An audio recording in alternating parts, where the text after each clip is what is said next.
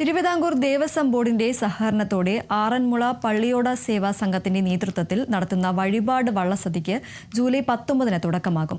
ക്ഷേത്രത്തിനകത്തും പുറത്തുമായി ഒരു ദിവസം 18 വള്ളസദ്യകൾ നടത്തുന്നതിനുള്ള ക്രമീകരണങ്ങൾ ഒരുക്കിയിട്ടുണ്ടെന്ന് പള്ളിയോട സേവാ സംഘം പ്രസിഡന്റ് KV സാംബദേവൻ അറിയിച്ചു. KSRTC ബജറ്റ് ടൂറിസത്തിന്റെ ഭാഗമായി എത്തുന്നവർക്ക് വള്ളസദ്യയിൽ പങ്കെടുക്കുന്നതിനുള്ള ക്രമീകരണവും ഏർപ്പെടുത്തിയിട്ടുണ്ട്.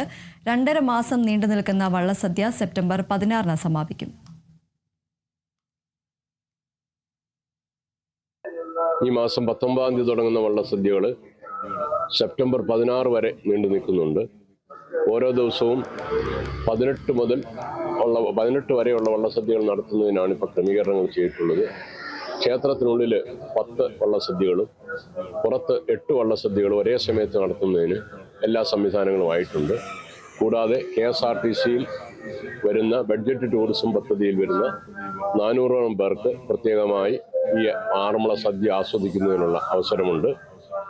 പിന്നെ പണമടച്ച് ഈ വള്ളസദ്യ കഴിക്കുന്നതിന് ആഗ്രഹിക്കുന്നവർക്ക് അതിനുള്ള സംവിധാനവും പള്ളിയോട സേവാ സംഘം ചെയ്തിട്ടുണ്ട്. അത് ഓൺലൈനിൽ ബുക്ക് ചെയ്യുന്നതിന് armula.boatrace.com എന്നുള്ള പ്രത്യേക വെബ്സൈറ്റും ഉണ്ട്.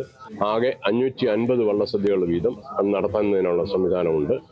ഇതിനകം തന്നെ 500 ചില്ലുവാനം വള്ളസദ്യകൾ 502 വള്ളസദ്യകൾ ബുക്ക് ചെയ്ത് കഴിഞ്ഞു. ബാക്കി 48 പള്ളിയോട സദ്യകളുടെ ബുക്ക് ചെയ്യുന്നതിനുള്ള സൗകര്യമാണുള്ളത്.